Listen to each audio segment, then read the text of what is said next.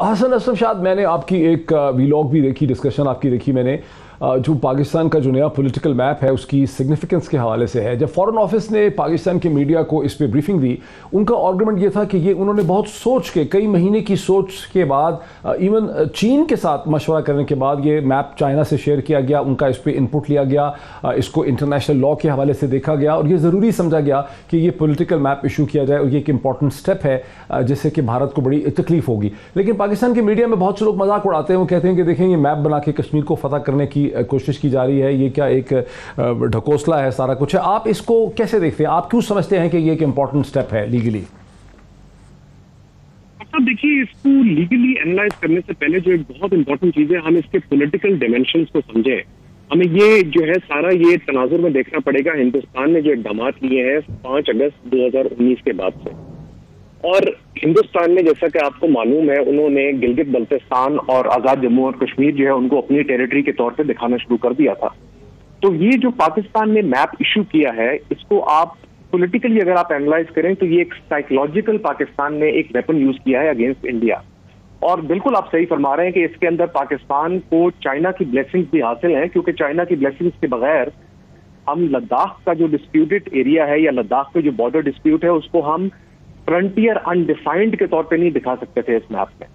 تو اس کا ایک بہت امپورٹنٹ پولیٹیکل ڈائمینشن ہے. اور جہاں تک لیگل ایشو کا تعلق ہے ڈاکٹر صاحب، میں اس کو ڈیفینیٹلی اس کو یہ سمجھتا ہوں کہ یہ انٹرنیشنل لاء، بین الاقوامی قوانین کے مطابق ہے، کیونکہ آپ کی جو یونائٹڈ نیشن سیکورٹی کاؤنسل کی جو ریزولوشنز ہیں انہوں نے کشمیر کو ایک انٹرنیشنل ڈسپیوٹ کے طور پہ جو ہے وہ ڈٹرمن کیا ہوا ہے. اور آپ نے جو شیڈڈ ایریا جس کو آپ نے اپنی ٹیریٹری کے طور پہ دکھایا، اس کو آپ نے یہ ڈسکلیمر ایڈ کیا ہے کہ یہ جو ایریا ہے اس کا جو فائنل سٹیٹس ہے وہ یونائٹڈ نیشن سیکورٹی کاؤنسل کی ریزولوشن کے مطابق طے کیا جائے گا. تو میں اس کو بہت امپورٹنٹ دیکھ رہا ہوں لیگلی. اور دوسری بات یہ کہ انفرنس کے طور پہ یہ بھی کہا جا سکتا ہے کہ اب شملہ ایگریمنٹ بھی جو ہے وہ پاکستان نے اب 100% امپلائڈلی جو ہے ریووک کر دیا ہے.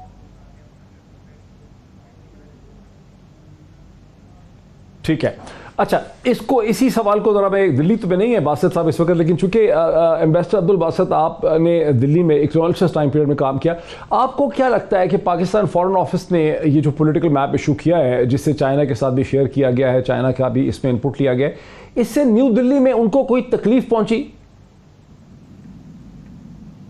دیکھیے، میرے اس کے بارے میں ذرا خیالات مختلف ہیں، اور لیکن میں چونکہ جو میرے خیالات ہیں وہ ذرا تھوڑے سے اس کیٹیگری میں آتے ہیں جہاں میں سمجھتا ہوں کہ مجھے اوپنلی وہ باتیں نہیں کرنی چاہیے، تو اس لیے میں ذرا اجتناب کرتا ہوں.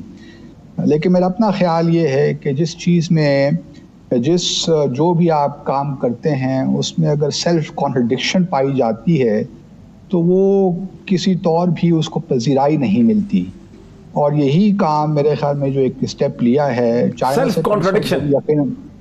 ہاں، اس میں میپ میں اور ہماری پوزیشن میں ایک سیلف کانٹرڈکٹری چیزیں ہیں، جس کی وجہ سے میں اس میں زیادہ کوئی مطمئن نہیں ہوں. اگر ہم یہ اسٹیپ نہ بھی لیتے تو ہماری پوزیشن پہ، یعنی ہم نے میپ تو ایشو کیا لیکن ہمارا ریجنل پوسچر، آپ یہ کہہ رہے ہیں کہ میپ تو ایشو کیا ہے لیکن ہمارا جو ریجنل پوسچر ہے، ہماری جو ڈپلومیسی ہے، وہ اتنی اگریسو نہیں ہے. نہیں، میرا یہ کہنے کا مطلب نہیں ہے. میرا کہنے کا مقصد یہ ہے کہ جو میپ میں جو چیزیں دکھائی گئی ہیں اور جو آپ کی پرنسپل پوزیشن ہمیشہ سے رہی ہے، اس میں اور اس میپ میں کانٹرڈکشن پیدا ہو گئی ہے. اور اس وجہ سے میں سمجھتا ہوں کہ اگر یہ میپ پولیٹیکل میپ ایشو نہ بھی کرتے تو کوئی فرق نہیں پڑنا تھا. پھر آپ کے دیکھیں ملک کے اندر بھی، میں وہ باتیں نہیں کرنا چاہتا آزاد جموں اور کشمیر کے حوالے سے، گلگت بلتستان کے حوالے سے، تو اس میں کافی کمپلیکیشنز ہیں. اور جس طرح میں نے کہا کہ اس کی بہت سی ڈائمنشنز ہیں جو میرے خیال میں اگر یہ میپ ایشو نہ ہوتا تو زیادہ بہتر ہوتا. ہم اپنی جو چیزیں ہیں سمبلزم سے نکل کر تھوڑا سا اگر ہم try to reach out to the world, وہ ہمارے لیے زیادہ بہتر ہے رادر دین کہ ہم، کیونکہ سمبلزم کی بھی دیکھیے ایک شیلف لائف ہوتی ہے. اگر symbolism is not in tandem with substance تو اس کے بعد سمبلزم کی کوئی اہمیت نہیں رہ جاتی. تو میں تھوڑا سا اس معاملے میں ذرا احتیاط کا رویہ اختیار کرنے کا مشورہ دوں گا. میرے ساتھ رکیں ذرا, میں اس کو اگلے پارٹ میں پھر ڈسکس کروں گا. میرے ساتھ رکیں, میں نے ایک اور ایشو اٹھانا ہے. ایمبیسڈر رستم شاہ محمد صاحب, بریک میں مجھے کالز بھی آئی ہیں, لوگوں نے ٹیکسٹ بھی کیا, وہ کہتے ہیں کہ رستم شاہ محمد صاحب سے پوچھیں کہ یہ جو آپ کہتے ہیں یہ تو صحیح کہتے ہیں آپ کہ بھارت چونکہ ایک امپورٹنٹ ریجنل طاقت ہے, طالبان چاہیں گے کہ ان کے بھارت کے ساتھ اچھے ریلیشن شپ ہوں, وہ اس کو امپروو کرنا چاہیں گے, لیکن یہ جو آپ کہتے ہیں کہ سویلائزیشنل لنک ہے افغانستان اور ہندوستان میں, یہ تو ایسا لگتا ہے کہ ہندوستان کا جو نیریٹو اور پروپیگنڈا ہے وہ آپ نے بغیر کرٹیکل ایگزامینیشن کے ایکسیپٹ کر لیا ہے. آرگومنٹ یہ ہے کہ جو سویلائزیشنل لنک ہے وہ اس زمین کے ٹکڑے کی وجہ سے ہے اٹک کے دونوں طرف, جو اب پاکستان ہے. جس طرح سے ہندوستان کا سویلائزیشنل لنک اگر افغانستان کے ساتھ ہے تو وہ پاکستان کے ساتھ بھی ہے, اور پاکستان کی وجہ سے ہے. وہ پاکستان کے ساتھ تو سویلائزیشن لنک کو ایکسیپٹ نہیں کر رہے اور افغانستان کے ساتھ کر رہے ہیں. آج سے صدیوں پہلے جو ہیں وہ کوئی ہوائی جہاز کا ان کا ایئر کوریڈور تو نہیں تھا کہ ان کا سویلائزیشن لنک ہوتا. وہ سویلائزیشن لنک اس دھرتی سے ہے جہاں ابراہیم لودھی کی حکومت تھی, جہاں مغل آتا ہے, جہاں بولان پاس ہے, خیبر ہے, کھوجک پاس ہے, جہاں دورانی پنجاب پہ اور کشمیر پہ حکومت کرتے ہیں. تو یہ سویلائزیشن لنک جو آپ دہراتے ہیں اس کی کیسے اس کو آپ جسٹیفائی کرتے ہیں اس آرگومنٹ کو؟ دیکھیے, کوئی اس کو ایکسپٹ کرے یا نہ کرے, پاکستان اس کا حصہ ہے, ہندوستان, افغانستان, پاکستان یہ سب اسی لنک میں آتے ہیں. یہ تو ایک حقیقت ہے, تاریخی حقیقت ہے. آپ محمود غزنوی کے زمانے سے لے کے دیکھیں, شہاب الدین غوری کے زمانے سے لے کے دیکھیں, تو نفرت اسلام اور مسلمانوں کے خلاف ہندوستان میں سر پائی جاتی ہے.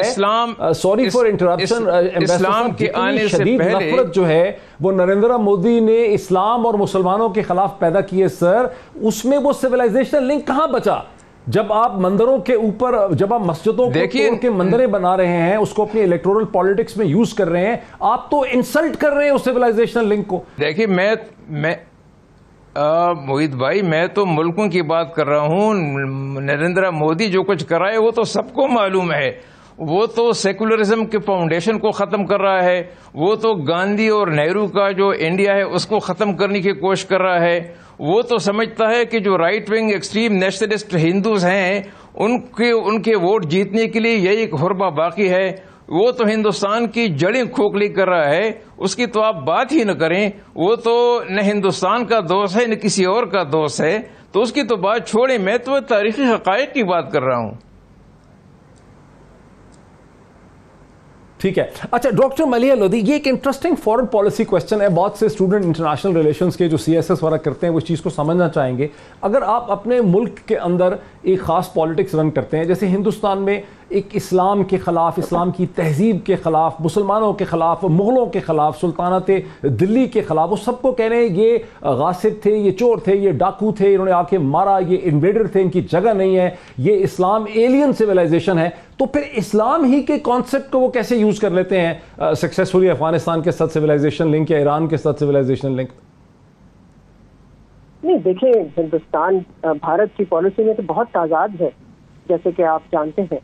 تو میں سمجھتی ہوں کہ اس کو اینالائز کرنا جو ہے وہ ضروری ہے, لیکن اس کے ساتھ ساتھ ہمیں یہ بھی دیکھنا ہے کہ بھارت نے اس قسم کے ایکشن جس کا آپ نے تذکرہ کیا, جو انہوں نے کمیونل وارفیئر کرائی ہے مسلمانوں کے خلاف, اسلامو فوبک قسم کے جو ایکشن لیے ہیں انہوں نے, اس سے بھارت کی جو ایک اسٹینڈنگ تھی دنیا میں اس سے بہت اثر پڑا ہے. یعنی کہ وہ بہت حد تک ڈائلیوٹ ہوئی ہے. اگر آپ ہیومن رائٹس آرگنائزیشن بھی دیکھ لیں دنیا کی, سب جو ہیں وہ یہی کہہ رہے ہیں کہ جو بھارت کی پالیسیز ہے اور جو ڈرفٹ ہے ٹو اتھارٹیرینزم بھارت میں, وہ اس کی وجہ سے اس کو اتنی نیگیٹو پبلسٹی مل رہی ہے. تو یہ ہمیں یہ بھی تو مد نظر ہمیں رکھنا چاہیے.